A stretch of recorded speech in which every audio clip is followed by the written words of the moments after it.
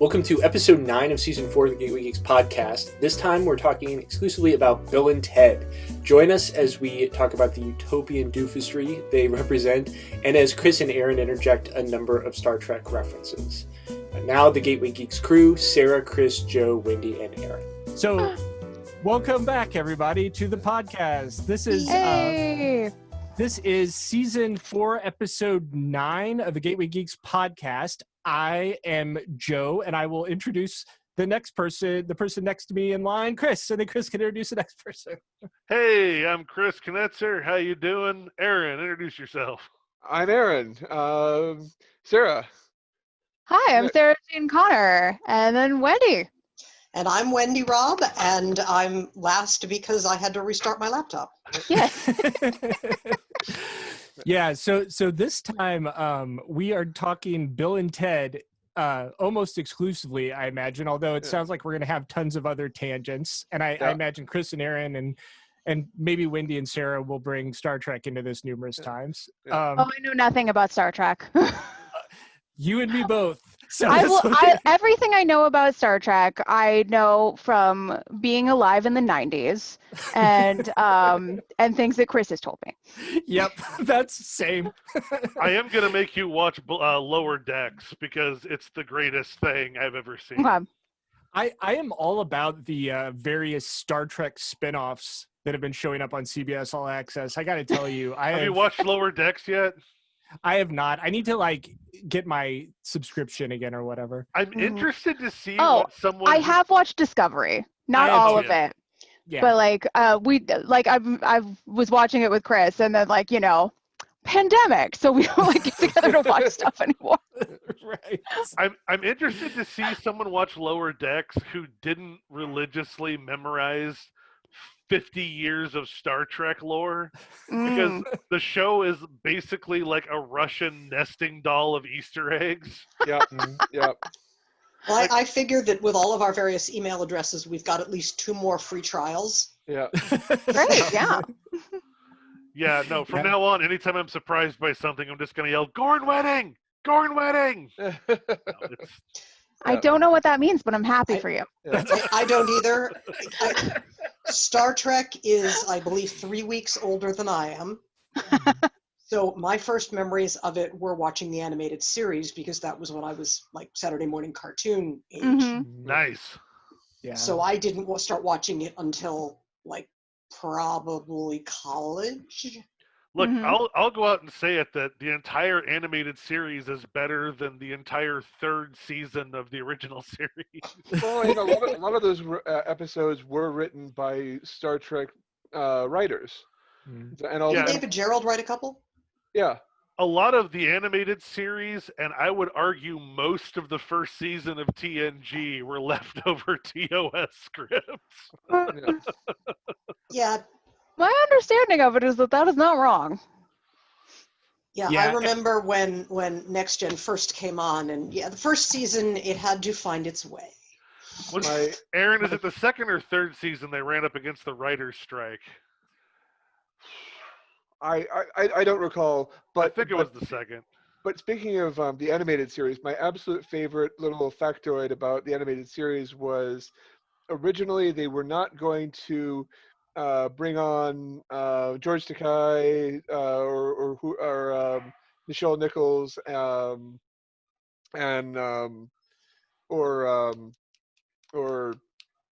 Russian. Chekhov. Am I blanking on his name? What is that poor guy's name? This is embarrassing. Walter Koenig. Walter Koenig.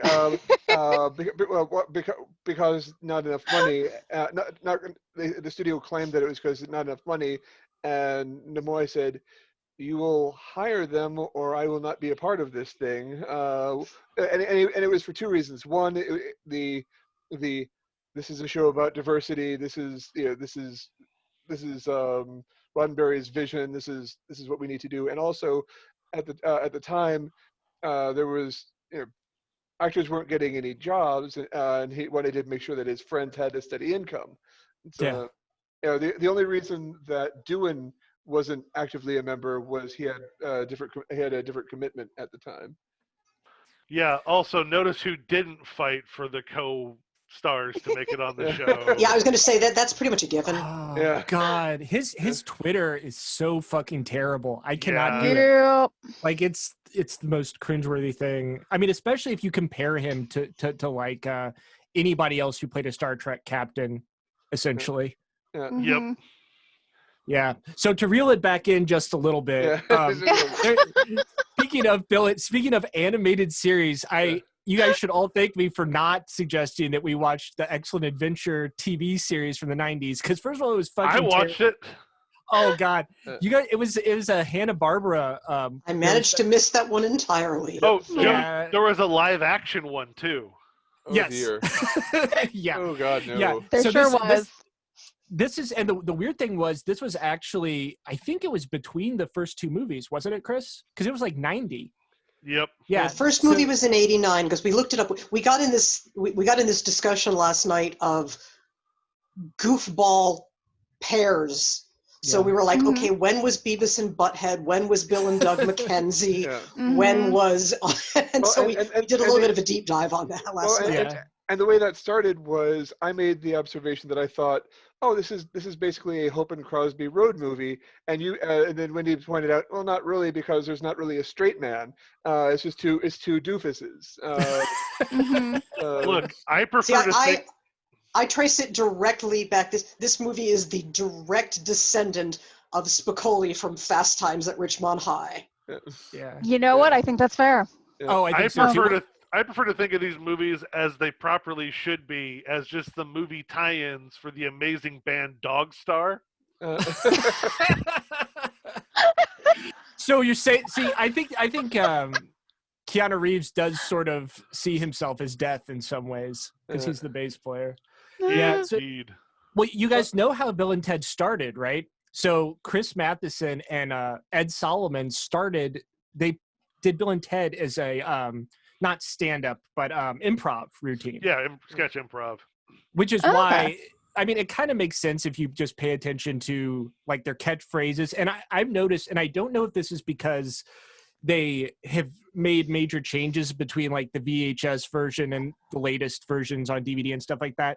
But in the VHS versions, if you watch Excellent Adventure especially, they do like the guitar solo thing, and there's a lot more kind of, I don't know exactly what to call it. I wouldn't call it witticisms, but it's like they have those Repeating gags. Yeah, repeating gags, and their idiosyncrasies come up over and over again. And it's weird because in Bogus Journey, there's a little bit less of that. And then in Face the Music, they did the air guitar thing, for example, I think maybe like 5 times, which is really not very many for them. Yeah. Yeah, I don't know what that's Well, about exactly. Well, and I think because very distinctly this movie. Well, okay, we're still talking about Bill and Ted Face the Music is not about Bill and Ted. Right. Right. So I mean, they go compare. Having watched Bogus Journey literally the day before I watched this, Face the Music is about Bill and Ted trying to do the same thing they did in the last 2 movies because it worked, and it doesn't work anymore. Yeah, which is such Mhm. a great metaphor for aging, isn't it? Yes. Like, I'll just do the same thing I always do. Wait a minute. It's like, oh, I'm old, I can't do that anymore. Yeah, We're living in vans and playing at the VA. Wait a minute, what happened? I do get the feeling that there was supposed to be more. Oh, Anybody else I'm get the- sure. Anybody else get the feeling that this production was maybe COVID truncated? Yes, absolutely. Probably. Yeah. Yeah, and I think they didn't want to admit that because I think what it was, I think maybe they were like they were almost ready with the second sort of slew of filming, and they were going to go back and just do like, here's what we need to touch up, and they didn't have a chance to do any of that. Yeah, Mhm. that's kind of the sense I got. So do you guys want to start with Bogus Journey or start with Face? Yeah. Okay, start with Bogus Journey. Okay, so Mhm. Bogus Journey came out in 91, Yep. and this is the second in the Bill and Ted franchise. Oh, yeah. Sponsored by Pepsi, Reebok, and Mountain Dew. And by the way, in case you forgot it, they made sure that we never forgot that they were sponsored by Pepsi, Reebok, and Mountain Dew. Oh my God, Aaron was playing catch the product placement like the entire movie. Yep.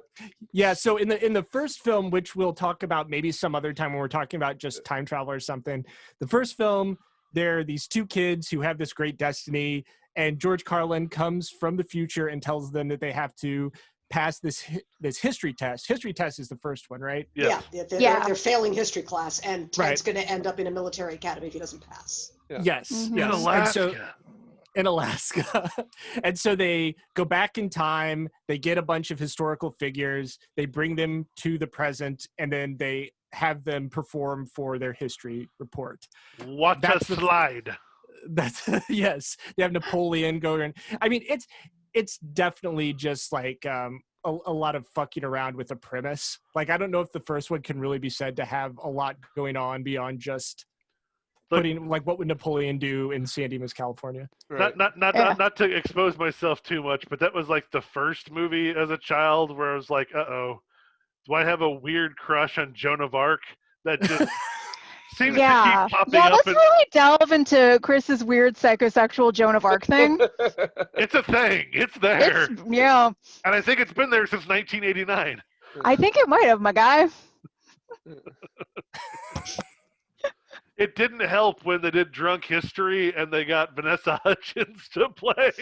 Yeah, that was a Joan bad of time Arc. for you personally. Yeah.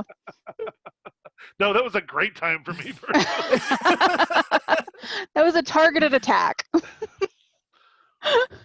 Oh, man. So Bogus Journey, basically, they don't do as much traveling through time as they go to heaven and hell. Yeah. Because they get taken out by their android duplicates, and they're like, but we have to get back to life and save the babes and win the Save the Band contest. Yeah. Which, as Aaron pointed out, proves that even Pam Grier still has rent to pay. Yeah. That's what we were saying. Yeah. Yeah, it's interesting because I only very recently realized that was Pam Grier. Like, it never occurred to me. It's like, why would Pam Grier be in Bogus Journey? I just it felt impossible to me, I guess. The only thing I could think of is, a sibling had tuition to pay. Why are you all shitting on one of the greatest films of the 90s? It was. To be fair, she doesn't have much of a part. She's doesn't. technically an antagonist, but basically she exists to be hair. Lots and lots of hair, and to tell them they can't do things. Also, let's take bets on how many days did they have George Carlin for? Was it 1.5 or 2? I would imagine two. One for the bad guy invasion of the future, and one for unzipping his Pam suit. So, They couldn't have all been shot in one day. No, you can't. Generally, you don't do a union scale. You don't do half-day shoots. They've got you on set for the whole day. They're going to keep you there. Yeah, I mean, let's also just talk about we started talking about it at the end of last podcast, but I cut it off so we could talk about it in this podcast, just to draw back the curtain a little bit. William Sadler's death, which is, as someone noted last time, it's based on the Ingmar Bergman Seventh Seal death. That was character. definitely Chris. Yeah. Probably. I mean, so. listen, I don't specifically remember this, but it was definitely Chris. We all know it was Chris. Sandler stole every scene he was in, just like he steals like almost everything he's ever in. Like, he played one of the bad guys in a season of Deep Space Nine, where he played Slow, which was like this, black Starfleet's Black Ops, and he also played like the bad guy general in the second Die Hard movie. Don't forget about the seminal Jessica Alba vehicle, Dark Angel. Yep, there's that. There's that. But there's also. I would love to forget about I love Dark. Jessica Alba might want to forget about that. He was also. Why won't you let me forget, Grace? He was also in the second Tales from the Crypt movie. Oh yes. Yeah. Yeah. With Billy Zane as a tap dancing devil. Look, you know what? It's not a bad movie. No, it's not. It's not. Yeah, I mean that really should just be the title of this podcast. Look, it's not a bad movie. Yeah. So we're watching. So Bill and Ted, as Wendy has explained, they get killed by evil robot versions of themselves sent from the future. And I'm just going to ruin this because this movie is like over 20 years old at this point. Yeah. I think you guys will be fine. All the listeners will be fine. So can I make you feel old enough to remind you it's 30 years old? It's 29 years, Chris. To give you an idea of how old this movie is it uses practical effects. That's how old this movie is. Yeah, I was very distinct in pointing out there's a couple of background matte shots, but in the scenes in heaven, I was like, wow, look at all that carved foam. Yeah, and you could definitely see it with the station character, too. Yeah. You could definitely, like, contemporarily, I mean, those. But you know what I thought was actually interesting, just to jump forward a little bit, it faced the music, what was the character's name? The Dennis Caleb McCoy character.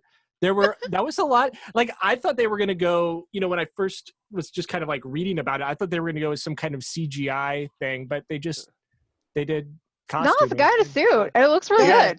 Yeah. So, oh my God, the plot of Bogus Journey. Someone else want to take over? I'm distracted. So we got up to the point where the evil robots come from the future. Well, Bill and Ted want to enter the Battle of the Bands so they can win enough money to get engaged to the princesses and totally marry them. So they have talked their way into the Battle of the Bands, despite the fact that they are terrible. Yeah. Yes. However, because the future evil dude, which, by the way, apparently the future is all about platform shoes. Yeah. And laser tag guns. And big shoulders. I mean, the present could be all about platform shoes if you're on a coward. Lots of big shoulders.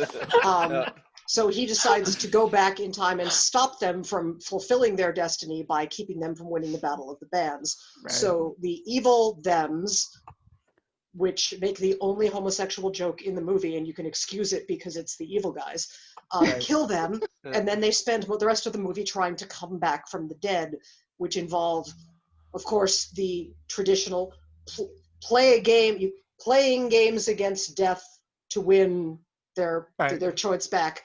But instead of chess, we play Battleship. Yep. And Twister. And electronic football. Or no, not electronic football, mechanical. Electronic football, yeah. Electronic football, yeah.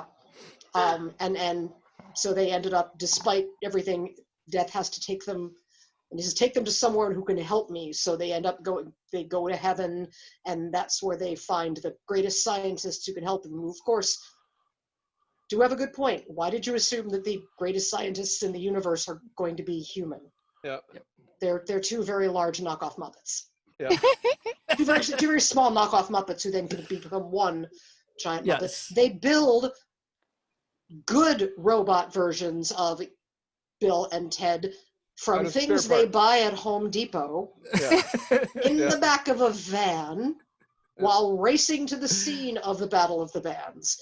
They defeat the evil Bill and Ted. They defeat the evil guy from the future by an increasingly ridiculous series of, no, but we won the battle and we went forward in time to put the stuff in place so that we could blow this trap on you. And this happens like 5 times. Yeah. And the joke of that is that when you're describing time travel in movies, you can really just make up whatever the fuck you want. And say, we in the future are going to go back and put a thing there so that we can totally drop a sandbag on you. Yeah. Right. One thing I did appreciate in both movies is there is enough momentum from the beginning of the movie to the end that it doesn't give you a lot of time to sit and go, now wait a second. Because if anything stops, you're going to be like, wait, no, that's No. That's stupid. Yeah, and as a lifelong fan of Bill and Ted, I will also say that the soundtrack is partially what's going on there. Like if you get the soundtrack from the first movie and Bogus Journey, which of course I have, and then you look at the people who contributed to Face the Music, you'll see that the quality and fame of the bands involved goes like this. Like in Bogus Journey, you have like all. I mean, like even in the Battle of the Bands. Oh, is it Rancid? Who's the guy in the hat? But it's got like I didn't recognize them, but I had a feeling I was supposed to.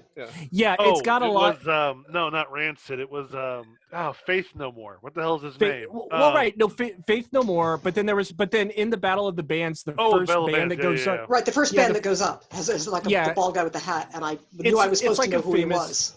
I know. I'm gonna look it up now. But yeah, I think that definitely helped with the pace because there was a lot of like cutaway montages. The most 90s thing ever. Do you remember what band was playing before they went up? The most Southern California-ist early 90s band around, Primus. That was Primus. That's what I was thinking. That's what I was trying to figure out. This is sublime erasure. Wrong coast, Sarah. Wrong coast. Okay, so speaking of momentum and pacing of this movie, we had a question that maybe you two gentlemen can answer for us. Yes. In the third movie, does it go in real time? We have a stop. I had a feeling. I'm like, they keep saying it's going to be so much time. And I think it is in real time. The minute they said that, I hit my stopwatch. I'm like, that's a call shot. Yeah. I had a feeling because because of the way they ended up pacing it and the way things happened. I mean, the plot with the girls is just sort of sidelined. It's there, and it's going on in the background, but it never intrudes into the front storyline because, like I said, I had a feeling at that point the clock was ticking. But not enough to go back and actually set a stopwatch. Now, did the stopwatch end when the moment they're supposed to save the universe, or did it stop at the end of the movie? It stopped when they saved the universe, not the end of the movie. No, they got everybody to play together. It was because then reality was saved. Yeah. Wendy, I don't know if you were on when I was talking about this, but I straight up cried. Me too. Yeah. Cried. Yes. Let's just move on to Face the Music. We can come back to Bogus Journey as we need to. Yeah. So, fine, but real quick, we're talking about Bogus Journey. Is that I'm offended by people who don't recognize this as one of the most bonkers sequels ever made, and I love everything about it because there is a very logical, easy way to make a Bill and Ted sequel. There's like 3 logical ways. You know what's not logical? Like, I don't know, let's all go German expressionist with this shit. Oh, and especially stylistically, if you look at the way, like in Hell is a straight up, like, German expressionist, like just bonkers art installation. Like when they have to go to hell. Which and in the early 90s was just the go-to for things that will make middle America uncomfortable. Yeah. Industrial with the rocks and the chains and we were just coming out of Satanic Panic. Like people were still freaked out. Yeah. Well, like all of Beetlejuice is that it lets us know that we're not supposed to like the new people in the house because again, they're all into German expressionism. Yeah, you're totally right. I wonder if they had art directors in common or something. Because now that I think about it, no, I think it was just a thing where it was just a because it was like across films, like like what was Mike Myers' character? Was it Sprocket or what was? Oh Sprockets was the Dieter. Dieter. Sprockets was the name of the show. Yeah, that's right. It was just a thing where like Americans were like, "Fuck, Germans are weird." Yep. and eventually that just got transferred to our concept of porn. So I mean, there's a lot to go into there, Chris. I was going to say I don't know if we can unpack that sufficiently within the terms of this podcast. Look, as the guy named Knetzer, I'm throwing it out there. German porn's not any weirder than American porn. It's just not what we're used to. So Face the Music. So Face the Music is an odd movie. Speaking of crying, go ahead, Aaron. Aaron could not get over how much older Keanu Reeves looked, whereas the other guy, whose name I can never remember, Alex Winters, appears to have been cryogenically preserved. I'm watching this and I'm like, he is a vampire. I see it now because I mean in the John Wick movies that beard covers all of that, and in this movie, I mean he's a handsome guy, but in this movie it's very evident how old Keanu Reeves really is. When with the long hair and the contrast to you can tell the stubble on his face, you can tell it's gray. Yeah. He still looks younger than me. Yeah. And, But the other guy, like I said, looks like he's been kept in a jar for the last 20 years. It's a little disconcerting. Yeah. Even in the extreme old age makeup at the end, you're like, God, he still looks better. Like, what the hell? And that's something that we talked about also when we watched this thing. Is it's interesting to watch what a Hollywood makeup artist thinks an actor is going to look like in 20, 30 years in the future versus what he actually ends up looking like. Like with Star Trek Discovery, Jonathan Frakes is the same age now, or Riker is the same age now as he was in the last Star Trek Next Generation episode, and he looks better.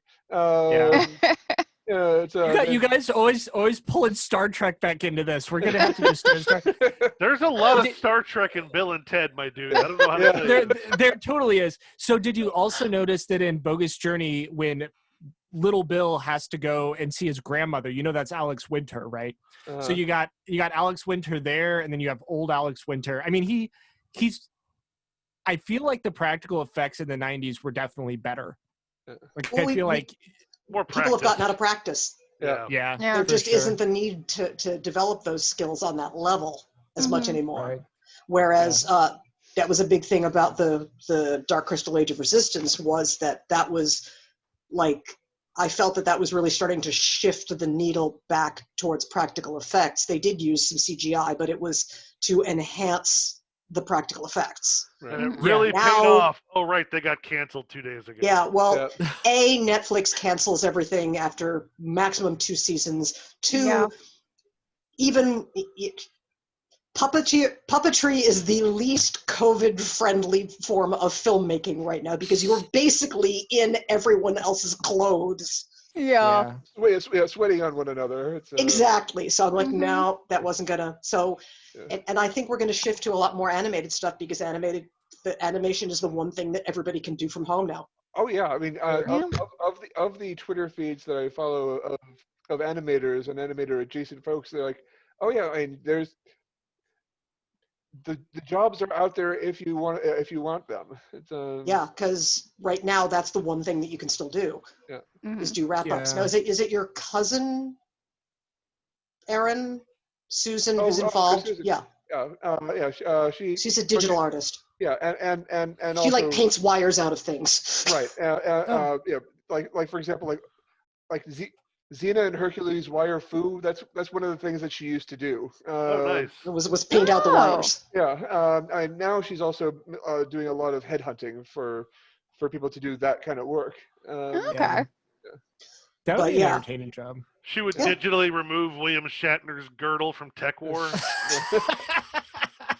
I know a guy who was behind the scene where all the bats come out of the Christmas tree in the second Batman movie. I thought you were going to say you knew someone who worked on Tech War, and I was going to be really impressed. Nope. Yeah. But no, I keep seeing reviews of Face the Music, and everybody's like, it's the movie we needed. Yeah. Because it is so much about, they are clearly trying so hard and banging their heads against a wall, and they can't, because everything that they've always done isn't doing it. And now people from the future are coming back to yell at them. Right. Well, and speaking of banging your head against, it is like Chris and Sarah and I have talked about this before, but it is an earnest attempt to create something optimistic.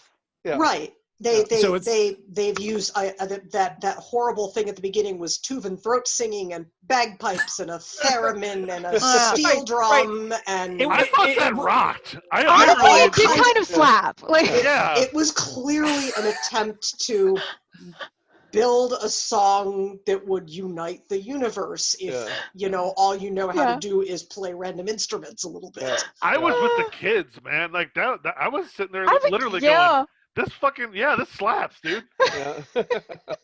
Yeah, well, and speaking of, I mean, that is my only criticism really of the movie. I would have loved to have seen more from the daughters.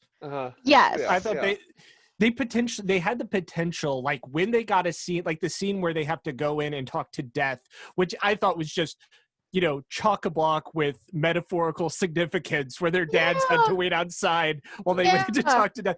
That was great, where they like pull his headphones off. They had a moment to shine, but the rest of it, they were just kind of like standing in the background a little too much, I thought. But I disagree.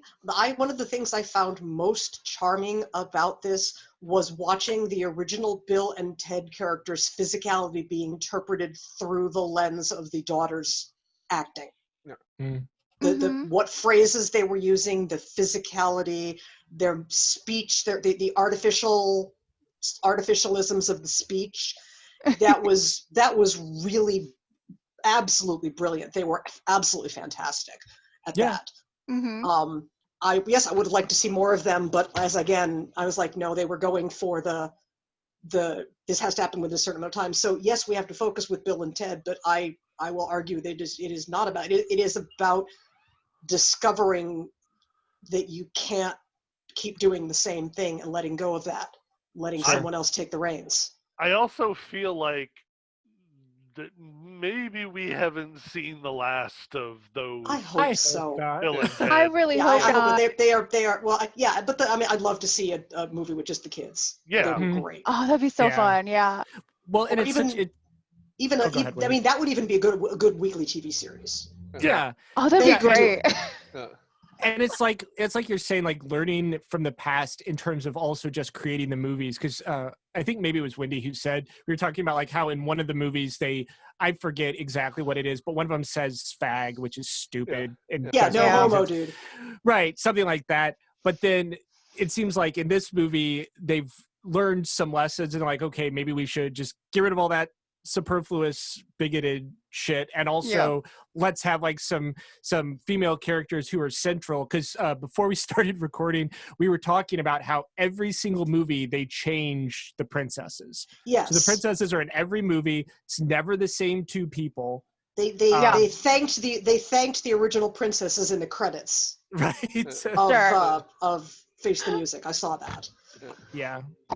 Yeah, they are literally interchangeable. They're the babes. Yeah. The marriage counselor sequence is way spot on, because I just loved the fact that Bill and Ted have absolutely no idea that their dynamic is in any way weird.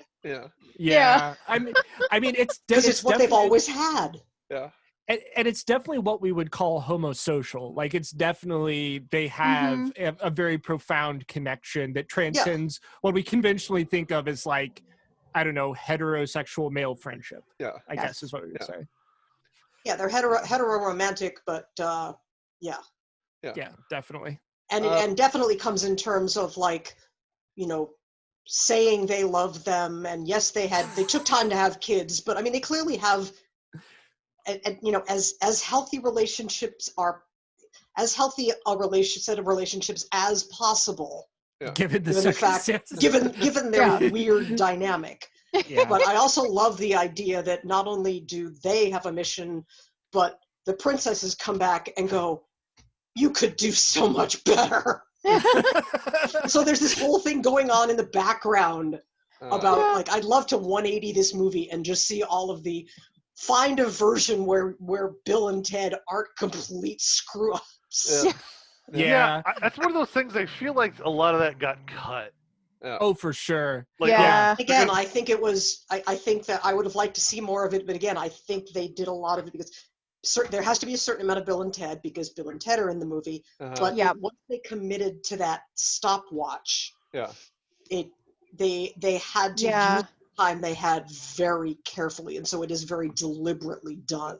Yeah. And usually a scene like that, like you shoot that last. Yeah. Like you Mhm. figure out Right. figure out what your cut is, and then you work your way backwards to the scene.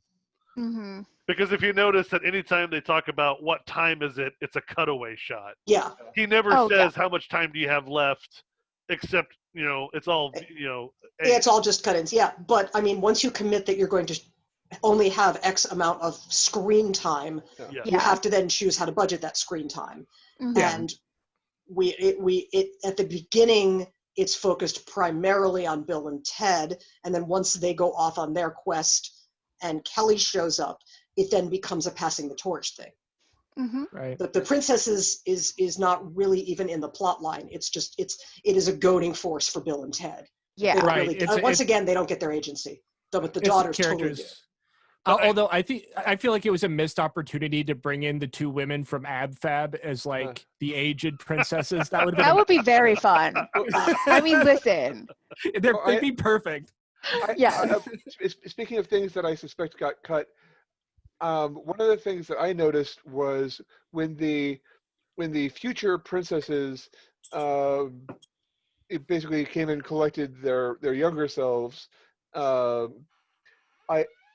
I noticed that they deliberately didn't show aged faces, and I'm like, no, okay. They had hats and glasses. Right, and I kept expecting it was going to be revealed that they were going to be the daughters who wanted to do something. Now the height was all wrong. Yeah. I noticed that one is significantly taller than the other. Gotcha. But I did love the whole, again, we're gonna go through time and fix everything. That's how we do things. So we're gonna go back and we're gonna fix it with our wives. And okay, so you're gonna go, but you can't go. But no, you have to go. But wait a second, we're playing causality bingo. Yeah, exactly. Right. Did anyone else during the post-credit scene? Did anyone else have the reaction of, okay, any second now it's going to end with death applauding? We were waiting for death to show up and get them. I was like, okay, he's going to applaud and then cut to black. Nope. Okay.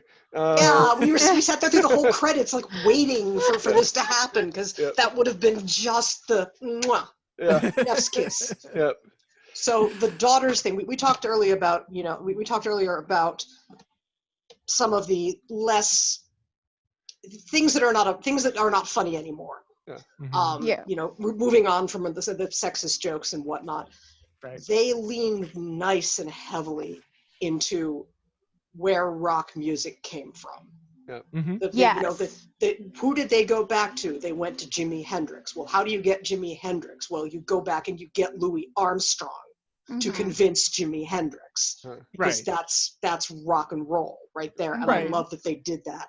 I love that they recast the original legendary first musician from China as a woman, because the gender is not specified in Chinese mythos. It could be read either way.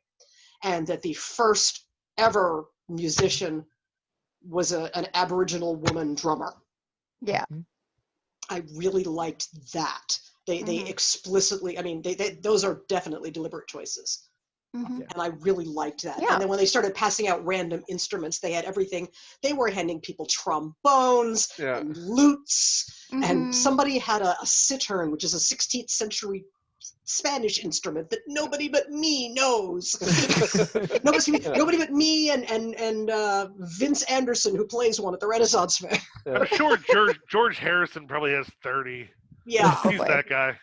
But they were I saw somebody literally had a kalimba, a thumb piano, was being handed out in one of the crowd scenes. I thought that was they were like picking random instruments from everywhere, just like handing them to the people. And of course, people can immediately play them. Yeah. Also, the song that unites humanity has no words. Yes. It has no words. And that's it's like the universe, like it's also someone believing in sort of the power of art or music to do something transcendent, which is the whole. But it very specifically is, there are vocal sounds made, but there are no actual words in any language, and I loved that. It is, we are creating something that is part these people and part these people and part everybody. And I definitely think that was a very deliberate choice. Mhm. Yeah. Part of it's And can we- also like, oh God, not to get into this. Okay. But we're going to go for We're it. going to, because that's because The Chris is here. tagline of this podcast. Right. Not to get into this. And like Wendy will agree with me, and I don't know how much anyone else will. Music appreciation, the biggest change in music appreciation over the last 100 years is the decreasing amount of the population that plays music. Mm. Like I think that's fair. like Yeah. classical music, what we think of now as classical music, doesn't seem impressive unless you're listening to it and you go, I can't do that. Well, there's also been a decreasing focus on classical music being focused entirely on a very small time period in a very small Yes. section of Northern Europe. Mhm. Yeah. Yeah. People are just starting to realize how kind of messed up that is. Mm-hmm. Right. So right. while I'm a trained choral singer, I can sing in 7 languages I don't understand. But it is becoming, there is actually some concern, from groups that have been traditionally funded, traditional arts organizations, because people are starting to realize that, okay, yeah, Mozart is cool, but we're going to watch a bunch of fairly pasty looking individuals play a very, who decides what is Yeah. classical? Yeah. Mhm. And, Yeah. and that dialogue is definitely going on now. Yep. And then you combine that with the fact that music and arts programs have been chopped from Yes. educational programs over the Oof, last 2 yeah. decades. Right. And But I love and that if- idea of the way you unite humanity through music is you teach everyone to play. Yeah. yeah, I do too. Yeah. Like And sort of I cried. Oh yeah, I cried a bunch. It was amazing. I was too busy Yeah. geeking out on all those stuff because, again, musician. Yeah. Well, and also I got to say, like, to Wendy's point, that what's going on with music theory has been going on with like other art theories for a long time, where people Mhm. just look at it and they say, like, why are we spending so much time? Why are we basing all of our appreciation from a critical standpoint on something on like, I don't even know how long it is in music theory, but in art it's like 100-year period where a bunch of white people came up with these. Well, know. in music, it's not even that. If you look at Western music versus Eastern music, the whole diatonic scale is a Western construct. Japanese musicians think that we don't have enough names for the notes because they have variations in between sharps and flats. I believe they use a 16 note scale. So the Okay. very concept of chord structure and modern music as the way we envision it is very Western. It is very much a Western and Northern European construct. Okay. Yeah. Joe, have you watched Hannah Gadsby's Douglas yet? Yes. Yes, I have. Her giant rant in the middle of it, like, you want to know a lecture? I'll show you a lecture. We're going to talk about the fucking Renaissance. The Renaissance lasted for 20 fucking years. That's it. Yeah. No, exactly. She's like, We have- Donatello, not a Renaissance artist. Nah. I also love how Hannah Gadsby at the beginning of that is like, why did you all come? Like, did you all come to see me break down and, like, lose my shit again? What is wrong with you people? I'm a comedian. Yes. Douglas is so good. Yeah, it's very good. The minute I saw that, I'm like, Joe has to watch this because this literally is just an art history lecture for 20 minutes in the middle of a 1-hour special. Well, and I'll tell you, it's really weird. So, like, when I did my master's, when I was writing my thesis, it was on Japanese art, and I do not speak Japanese. So, like, that's already a pretty privileged, thing. But it is very interesting how, because you're reading about Japanese art in English, all of the people who write about it have some of that sort of, those linguistic presuppositions are infused into all the criticism. And so everything you get just necessarily has some kind of like, like this artist is the Michelangelo of Japan. It's like, well, no, he's not. He's the whoever of Japan. I did my I obviously my degree's in theater, but I had to take my focus in history class was, again, also Japanese art. And I did my final paper on ukiyo-e, and I'm still a big ukiyo-e fan, because I'm like, they were the world's first pinups. They were popular art. They were things that you could, they were brightly colored prints of pretty girls and famous actors that you would buy and you would hang in your house. And you know the only reason that like Western art is even aware of those things is because they used those Oban, those like big broadsheet prints to pack shit that Westerners bought when they went to Japan, and then they like people would throw them away, and someone kept a few of them, and that's like why some museums in the West have big like hokusai collections. It's kind of ridiculous. The Art Institute of Chicago has such an extensive collection of ukiyo-e that it's in a gallery with special lighting, and they rotate them so that nothing gets too exposed. Of course, being a costume nerd, they had a exhibition on ukiyo-e paintings, which is paintings in the similar style, some of which were adult in nature. And I love the fact that several of the scrolls have all the porn is in the middle, and at the end, because it's a scroll, and at both ends there's like paintings of flowers and landscapes. So like if someone's looking over your shoulder, you could like roll this. It's got to be like the 15th century Japanese equivalent of you hit the button and the Excel spreadsheet pops up so no one knows you're watching porn. The 15th century Shades of woodblock. of having like a Wikipedia article on flower arranging that you can maximize. Because all the shunga stuff is right in the middle, and there were several literally landscape pieces at either end, and I was trying to think of how they would be scrolled and going, oh my god, somebody didn't want to be walked in on. So the only thing I remember from that exhibit was looking at a picture of women walking on the beach and going, oh my god, that's how they keep their shoes on. Yep. There was a painting of women walking on the beach, and they had put an extra tie around the back of their foot and tied their gaita on, and I'm like, oh my god! Now we know. I know how to not clomp around in my gaita all the time. True story. I read Joe's thesis, or at least I think it was an early draft. I think I was proofreading it for like grammar. Maybe, I think you sent it to me. He's like, hey, can you read over this? I'm like, I can read it for grammar. I can't check any of the facts. And weirdly enough, about a year ago, a conversation came up about like 16th century woodblock paintings with one of my students. And they're looking at me like, why are you so weirdly knowledgeable? I'm like, I don't know why this stuck, but it did. Well, and Chris, to your point that you made a few podcasts back where we were talking about how a lot of, nudes that have existed in art and Western art, it's kind of like rich guy having porn that he can hang on his wall and not have to answer questions about. Definitely. I mean, like that's definitely like been a thing that's been a main motivating factor for dudes making art for a long time is all I'm going to say. I'm just for sure. Oh yeah. Even David, I mean, come on. He spent a lot of time on the ass of the dick. Yes. It's a very impressive ass. I'm going to tell you. Once you get up and close with it, it is impressive.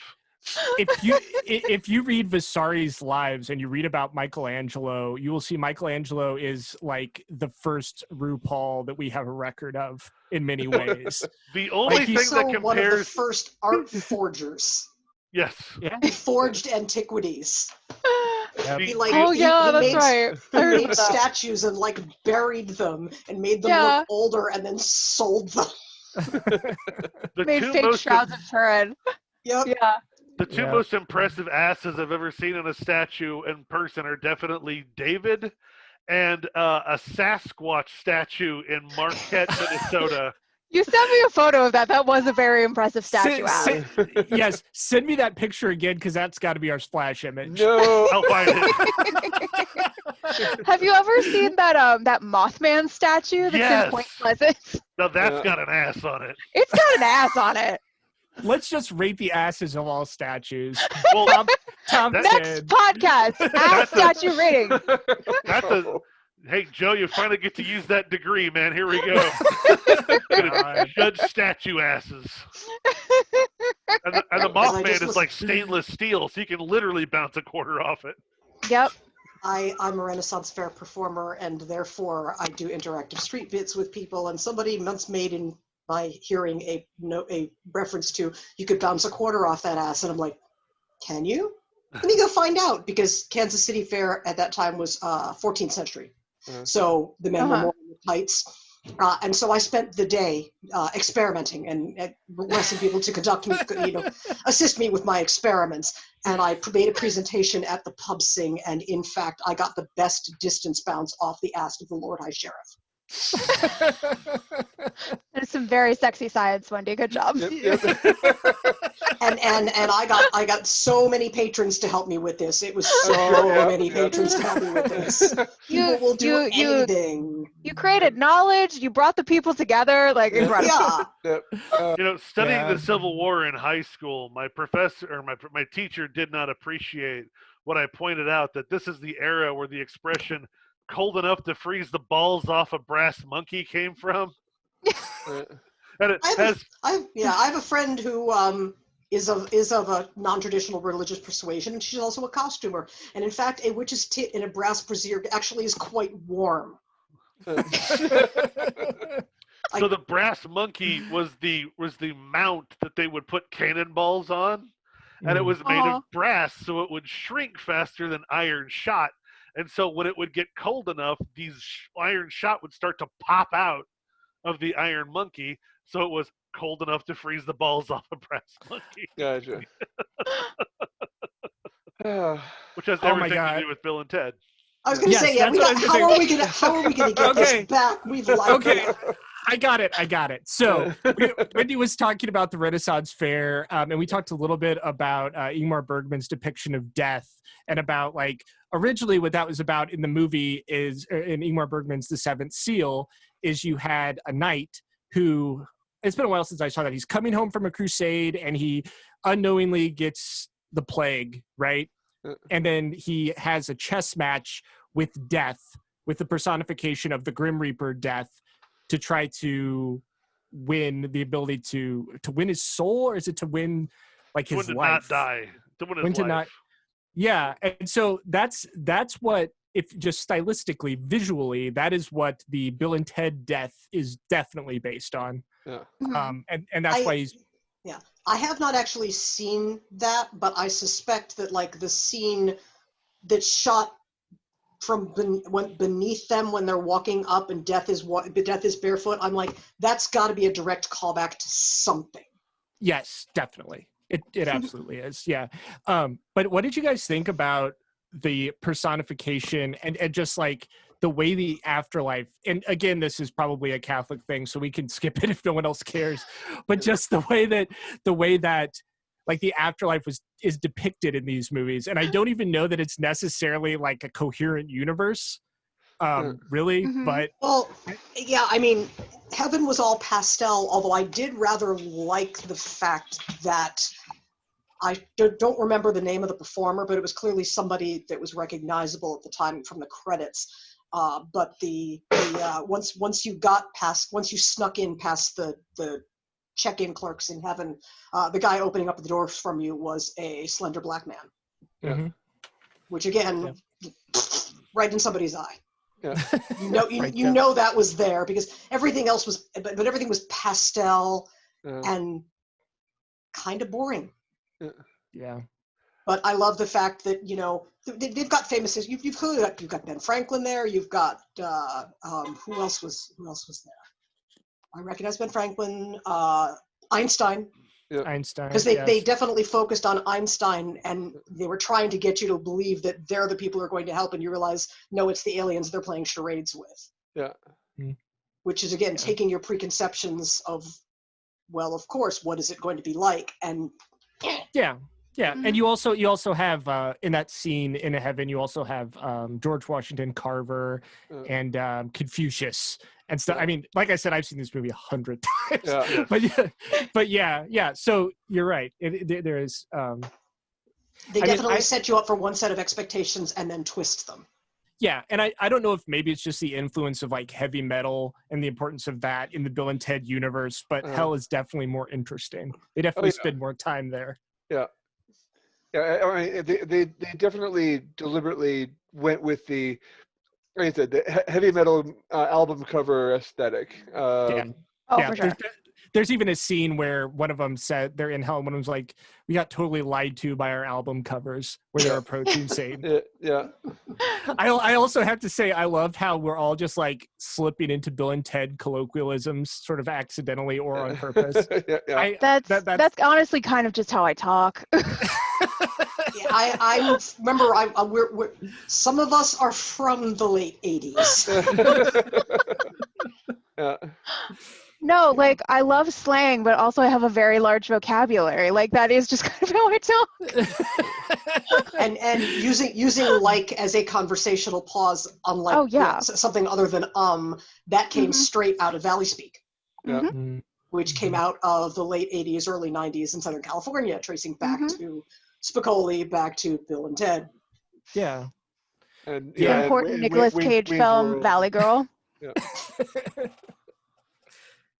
The Frank Zappa song. Yep. Yeah. Oh yes, indeed. I wish Frank Zappa had been in this fucking movie. Or in Bogus Journey. I guess he would have been dead by then. Didn't he die? No, in, he died in '94. 94. So he might have been sick at that point. I'm not sure. I'm not sure. I did really love we broke into Dave Grohl's house. Yes. And now he's home and he's called the cops. I do love the double, various times in all of these movies. That's a theme that comes up over and over again. So You're right, yeah.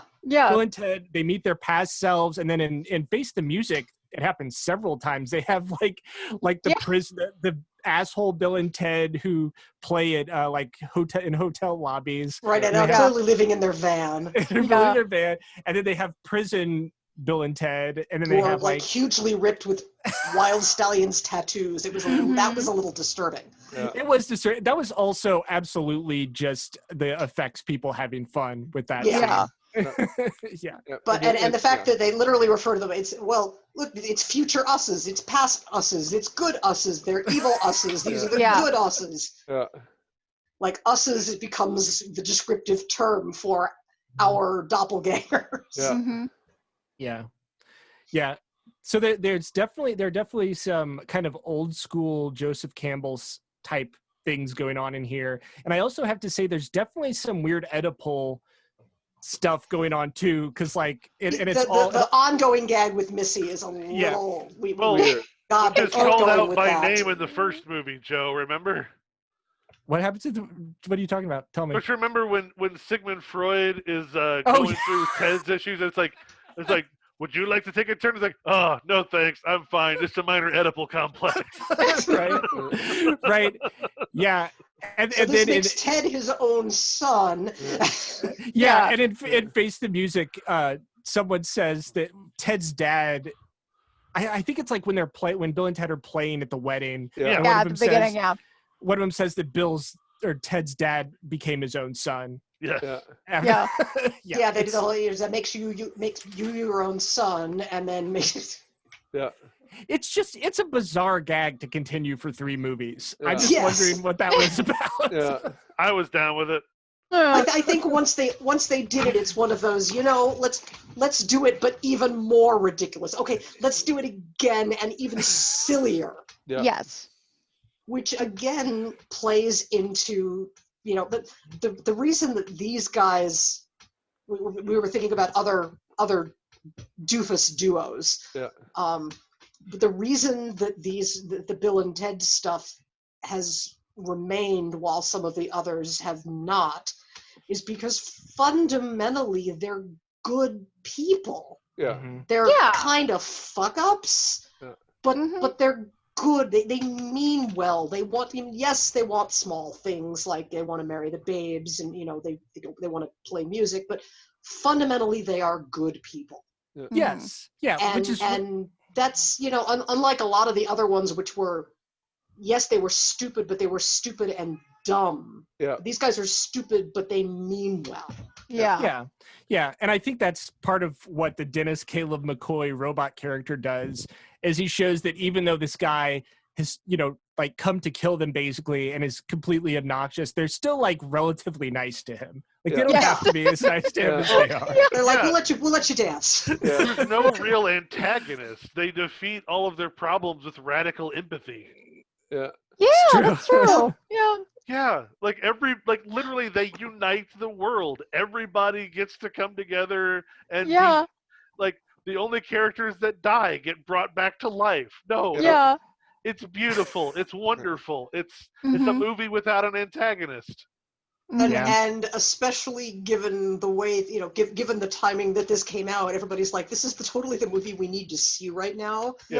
Because we need to have that feeling that this is possible, because we have been rapidly having it sucked from our veins for the last several years. And speaking of things that everyone needs to see, wait a minute, I found it. Oh God, what's his background gonna do now? Oh no. Oh no, forget background. We're doing screen share, baby. Are we gonna get a copyright strike again, Chris? Are we gonna get flagged? Nope. This is my photo. That is a most excellently huge Yeti ass, I have to say. I had the location wrong. It was Muncie, Michigan, the beautiful Upper Peninsula. Yep. I have the perfect reaction to that. Station.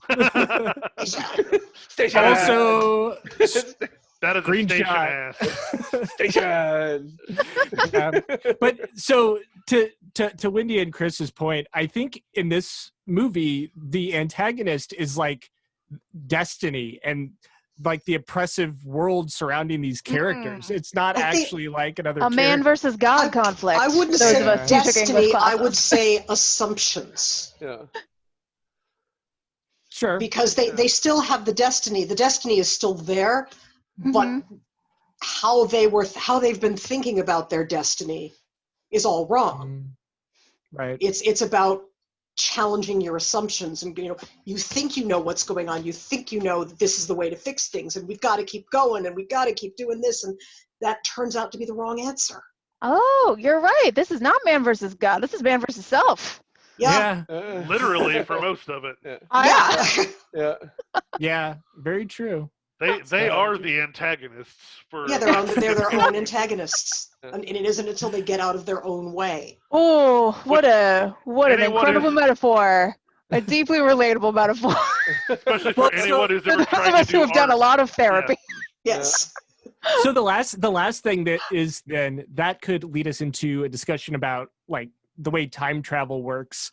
And I've noticed that this does change throughout the movies. So like in the first movie, In Excellent Adventure, which is really the most time travel focused one, there's a point at which they meet themselves and they're on sort of this is the first time this has happened side of that equation. And then later they're on the other side where they are their future selves coming back to meet their past selves. And so the implication of that movie is that there are parallel time streams.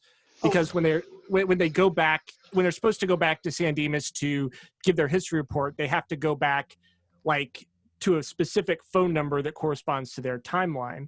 And I think it's interesting just how that kind of changes in each of the movies, because it seems like in the first movie, we've talked about the psychopomp before, the guide of spirits. The person guiding them is George Carlin as Rufus. And then in Bogus Journey, he kind of hands that off to Death for part of it. And then in this movie, I don't know who it is. Maybe it's their daughters. Kristen Shaw. Oh yeah, right. Is the actress. Yeah, Kelly. We need to talk about Kristen Shaw. But they did have the phone book. They still had the phone book, so they could at least steer vaguely where they were going. Yeah. In the third one, it's not about the journey; it's about themselves. Right. Yeah. They're guiding their own journey into figuring out. It's a journey into oneself, and the ways that they're fucking up their own. Wendy is frozen. Oh. She'll join us when she can. Okay. Yeah. So are we looking at sort of like a Beowulf type thing in terms of the three movies where you have the 3 acts of Beowulf? I'm wondering. I can never remember. Is the third? Are you talking about the Academy Award-winning Robert Zemeckis film Beowulf? No, definitely not. But no, in the book, I read. Yeah. Yeah, we could just wait till she comes back for a second. That's fine. She's missing all the excellent Beowulf talk. Hold on. Talk Alright, about so- that ass. I mean, why would you talk about Hi, Wendy. Beowulf when it was done so much better in the iconic 13th Antonio Warrior. Banderas film, The 13th Warrior? Yes, I have to say it was. Yes. No, completely listen, that's agree. not like me being glib. That's an excellent film. One of my Completely favorite agree. movies, legitimately. Such a fucking good movie. Yes. Well, Love that and movie. like for people who don't know as much about Beowulf as Sarah and Chris and probably everyone here does, so you got the first Beowulf. The overlap of everyone's knowledge bases Beowulf in this is Beowulf. podcast is Beowulf. So we have Beowulf versus Grendel, who is like this big monster, and then we have Beowulf versus Grendel's mother, and then we have Beowulf. Is it versus Dragon when he's old? Is that how he dies? It's his own son, who's also a dragon. That's right. Yeah. Yes. Right. So it's in a way that's kind of man versus self in a sense. Man versus own sperm. Yes. Sorry. We've all been there. I just haven't. Sarah's like, I cannot empathize. Can you hear me? Okay, no. So unplug me.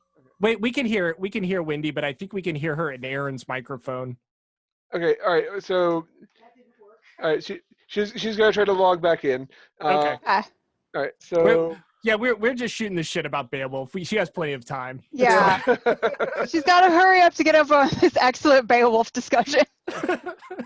We're talking about Robert Zemeckis' most wildly erotic film.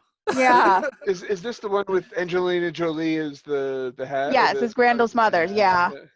And How many talking.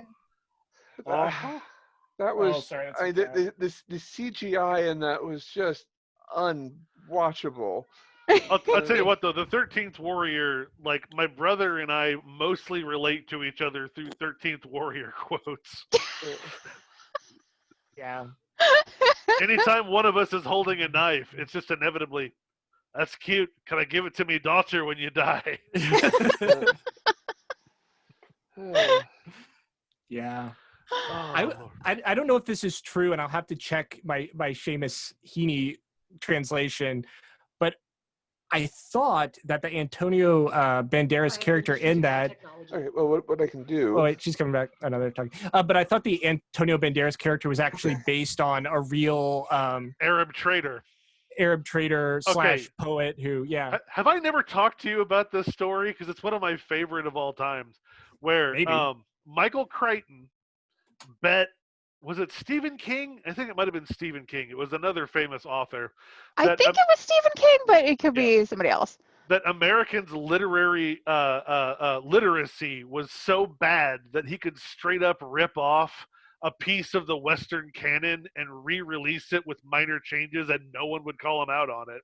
So he took Yep. Beowulf and combined it with 13 pages recovered of an Arab trader that's like the first known contact between like Arabs and the Norse.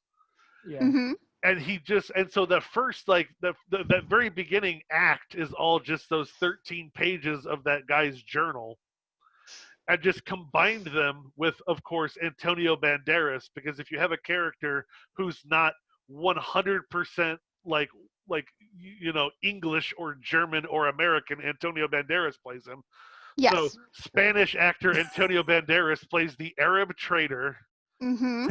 encountering Vikings on a punitive trade mission, Mm-hmm. where he then has to go along with them because of prophecy, and then learns the Norse language by overhearing them over the campfire every night.